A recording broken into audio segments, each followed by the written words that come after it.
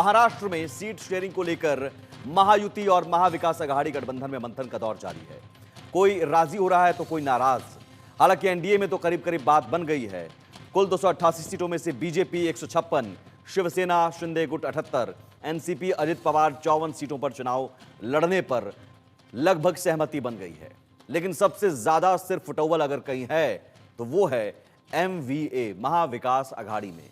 कांग्रेस 100 से ज्यादा सीटों पर चुनाव लड़ना चाहती है, लेकिन 85-85 के फॉर्मूले के तहत कांग्रेस, उद्धव ठाकरे और शरद पवार तीनों 85-85 सीटों पर बात बनने की बात कही गई थी, ऐलान तक हो गया था, लेकिन 23 सीटों पर बात नहीं बन पाई और इन्हीं 23 सीटों को लेकर सिर्फ फुटौवल है।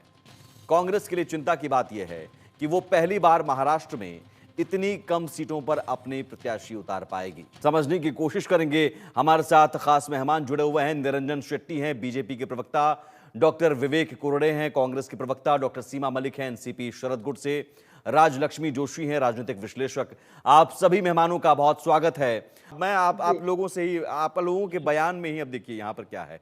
विवेक जी कह रहे हैं कि कल रात तक डिसाइड होगा, आप कह रहे हैं कि हो गया है सीट शेयरिंग। जितना भी डिसाइड होगा उसकी बात मैं कर रही हूँ, अगर कुछ होगा जो भी कल रात तक पता चल जाएगा अपनी। ये राजलक्ष्मी जोशी, तो ये मतभेद या मनभेद सब कुछ उभर कर दिख रहे हैं। नकारना जरूर राजनीतिक मजबूरी हो सकती है, लेकिन पेंच फंसा कहाँ है, आप क्या समझ पा रही हैं? जी देखिए, ऐसा है कि ये जो लोकसभा इलेक्शन हुए, इसके जो नतीजे थे उसके उसमें बह गई है कांग्रेस। और लेकिन अभी जो हरियाणा के इलेक्शन के जो नतीजे निकले, उसको देखकर बाकी की जो पार्टियां हैं वो कांग्रेस को थोड़ा सा दबाने की कोशिश कर रही हैं। थोड़ा सा नहीं, बहुत ज्यादा। देखिए अभी झारखंड में और उत्तर प्रदेश के जो बाईपोल्स हैं, आप देख रहे हो उधर क्या हो रहा है। यहाँ पर भी यही है हाल कि कांग्रेस समझती है कि हमारा तो बहुत बढ़त हो गया, लेकिन ऐसा नहीं है। देखिए कांग्रेस का वोट शेयर थोड़ा सा मामूली बढ़ा है, पिछले उनके इलेक्शन से थोड़ा सा बढ़ा जरूर है, लेकिन इसमें ये भी है कि अभी देखिए जो आप अगर देखें तो जो नैरेटिव्स उस वक्त जो थे लोकसभा इलेक्शन के वक्त के, अभी उनका फायदा हरियाणा में आपको नजर नहीं आया। तो अभी की जो स्थिति है वो बहुत अलग हो गई है और भाजपा ने बहुत सारे विषयों पर सुधार लिया है। भाजपा जिन विषयों को भाजपा ने नजरअंदाज कर दिया था लोकसभा इलेक्शन के वक्त, उन्होंने सोचा कि ये जो मुद्दे हैं ये नहीं होंगे कुछ, ये जो संविधान का है, रिजर्वेशन का है, भाजपा ने शायद उनको नजरअंदाज उस वक्त किया था। लेकिन अभी इस वक्त भाजपा ने ये सारे सीख लिए हैं, लेकिन कांग्रेस सोचती है कि हम उन्हीं मुद्दों को लेकर अभी भी आगे बढ़ सकते हैं, जो कि नहीं हो रहा है ऐसा। और उनके जो खुद के अलायंस पार्टनर्स हैं, उन्होंने देखिए हरियाणा के नतीजे निकलते निकलते वो जो निकले भी नहीं कि प्रियंका चतुर्वेदी जी हो या संजय राउत हो या अन्य भी जो लोग हैं, उन्होंने कहना शुरू कर दिया था कि उनको और अच्छी तरीके से कैंपेनिंग करना चाहिए था। और ये जो उनके अलायंस पार्टनर सभी जो उन पे अविश्वास कर रहे हैं, ये सब जो है इसका नतीजा है जो आज निकल के आ रहा है। और देखिए उद्धव ठाकरे जी समझते हैं कि हमारा ये जो कोर वोटर बेस है वो मजबूत है, और हर कोई उनमें से ऐसा ही समझ रहा है। और हर कोई वो ये है कि उनमें जो है एक तालमेल ठीक तरीके से अभी तक हुई नहीं है। तो ये जो मुश्किलें क्या हैं, ये कांग्रेस इनको अति हैंडल करना। आत्मविश्वास में है? ये उन्हें समझाया जा रहा है उद्धव ठाकरे की ओर से, शरद पवार की ओर से, कि आप अति आत्मविश्वास में मत आइए। जी बिल्कुल। और उसके नतीजे आपको दिखाई भी दिए हरियाणा में और जम्मू कश्मीर में भी। जम्मू कश्मीर में कांग्रेस खुश हो रही है कि हम जीत गए, लेकिन वो नहीं जीते, वो उनका जो अलायंस है वो जीता है। बिल्कुल। उन्होंने केवल 6 सीटें ही जीती हैं। तो जम्मू कश्मीर में हो या हरियाणा में हो, दोनों जगहों पे उनको बड़ी मार पड़ी है। तो इसका नतीजा तो महाराष्ट्र में और उनका सीट शेयर उसका असर हम ये यूपी में भी देख रहे हैं कि किस तरह से कांग्रेस ने सरेंडर कर दिया कि 9 विधानसभा सीटें हैं, हम एक भी सीट पर नहीं लड़ेंगे और बिना शर्त समर्थन करेंगे। तो समाजवादी पार्टी ने भी कह दिया कि भाई ऐसा है कि आपकी ताकत क्या है वो आप समझिए।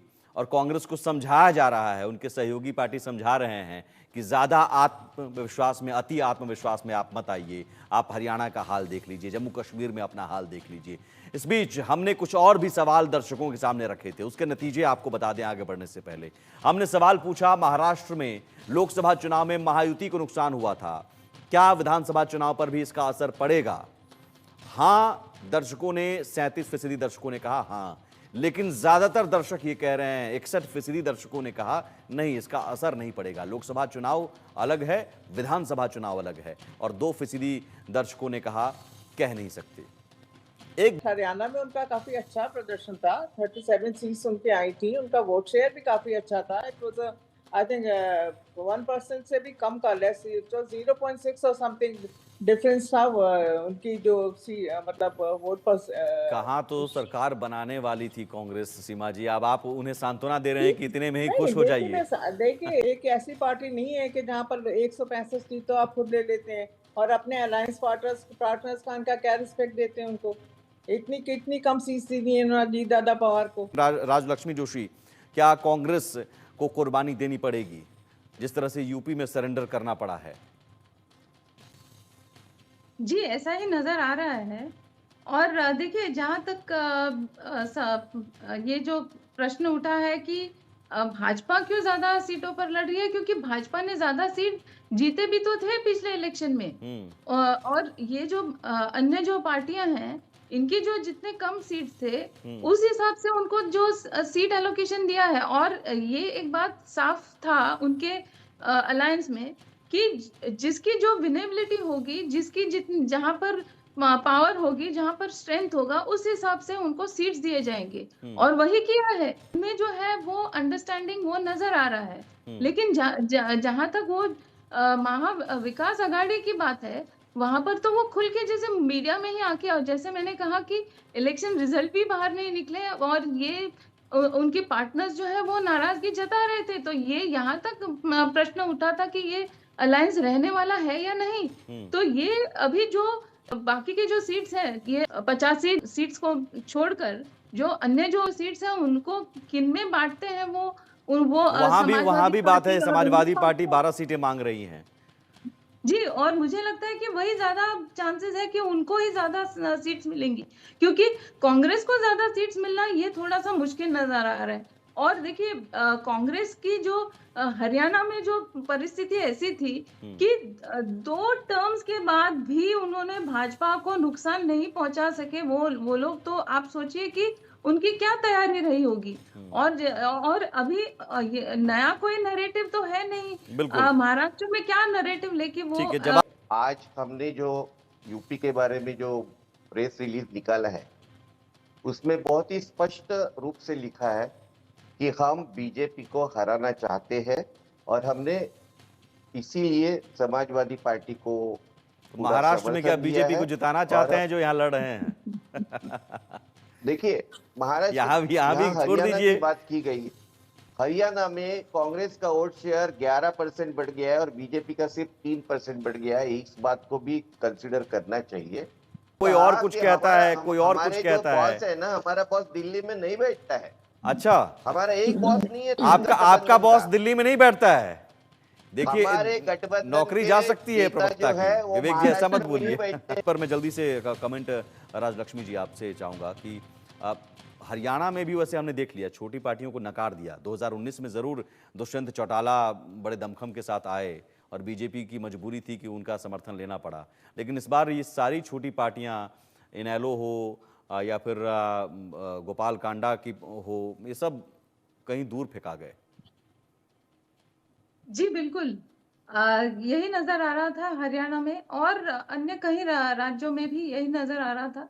और देखिए, महाराष्ट्र में ऐसा है कि अभी जब लोकसभा के जो इलेक्शन हुए, वहां पर भाजपा को कम सीटें जरूर मिली, लेकिन जैसे कांग्रेस के प्रवक्ता जैसे कह रहे थे कि हरियाणा में उनके वोट शेयर की बढ़त हुई है, वैसे भाजपा की भी बढ़त हुई है वोट शेयर में। आप देखिए कि उनकी महाराष्ट्र में वैसे देखा जाए तो भाजपा का जो उनका जो वोटर बेस है वो इंटैक्ट है, और इनफैक्ट बड़ा था वो।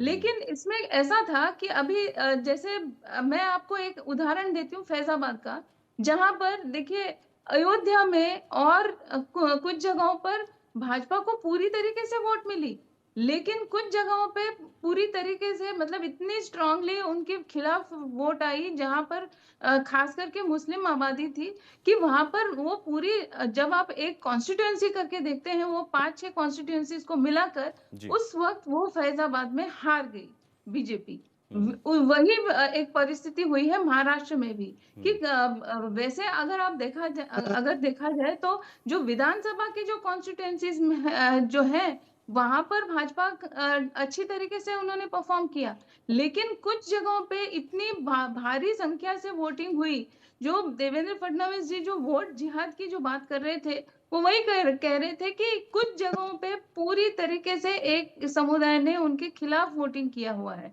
तो ये जो है इसका असर पड़ा है वोट शेयर में भी और कुछ सीटों पे भी। तो ये इसका असर अभी देखिए विधानसभा इलेक्शन में नहीं होगा, क्योंकि ये अलग अलग हो जाएंगे ये सारे कॉन्स्टिट्यूएंसीज। और उतना ही नहीं, ये जो नरेटिव्स थे लोकसभा के, वो आज भाजपा उनको अच्छे तरीके से उन्होंने काउंटर भी कर दिया है, और उन्होंने कुछ योजनाएं भी ला दी है, जैसे जैसे आप देखेंगे कि लाड़की बहन योजना। तो ये सब जो है इसका पूरी तरीके से विरोध कर रहे हैं ये महाविकास अघाड़ी। ठीक है, तो एक सवाल राजलक्ष्मी जी। ऐसा कुछ नहीं है। हाँ, नहीं नहीं, मैं एक सवाल हम जो विरोध मैंने नहीं कहा कर भी रहे था सर। कुछ देर पहले, कि क्या शरद पवार चूंकि अनुभवी हैं और राजनीति में उनसे कोई अगर बाजी मार ले, तो मुझे नहीं लगता अभी कोई नेता ऐसा है। उनकी सूझबूझ कि लड़ाई हो रही थी तो 85-85-85 का फॉर्मूला दिया और कहीं ना कहीं फायदा उनके लिए, और क्या इसके जरिए एक सुप्रिया सुले की भी दावेदारी उन्होंने रख दी कि देखिए अगर 85 में हम ज्यादा लेकर आए तो हमारी बेटी बनेगी सीएम। जी, उससे वही कुछ होगा। उन्होंने एक रास्ता खुला रख दिया है कि उन्होंने सारे ऑप्शंस ओपन रख दिए हैं, हाँ। और वो वही करते हैं हमेशा।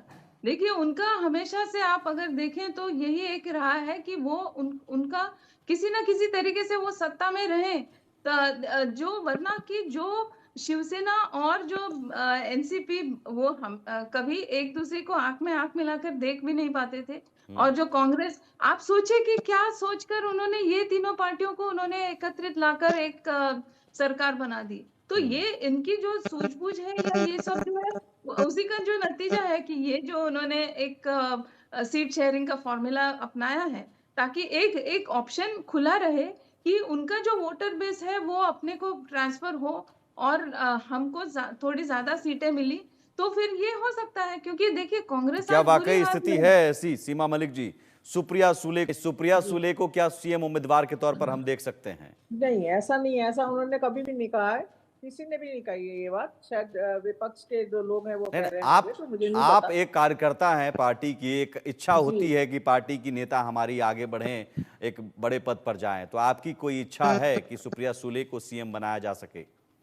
ठीक है, मैं ऐसा कुछ क्योंकि अभी हमारी पार्टी की तरफ से ऐसा कोई प्रपोजल नहीं रखा है, ना किसी ने कुछ कहा है, और ऑफ कोर्स हमें सबको अपने नेता अच्छे लगते हैं, उसमें कोई बुराई नहीं है। पर मैं अगर कुछ बोलूंगी तो आप बोलोगे कि उन्हें, मतलब आप उसका कुछ और मतलब लगाओगे, जी, तो इसलिए मैं नहीं नहीं नहीं, कुछ कोई बोलना मतलब नहीं चाहती। निकालूंगा, कोई मतलब नहीं निकालने की बात ही नहीं नहीं, है। मैं अब यहाँ भी आप शायद डर रही हैं। नहीं, मैं डर नहीं रही हूँ, मैं नहीं चाहती कि कोई गलत मैसेज जो है वो जाए।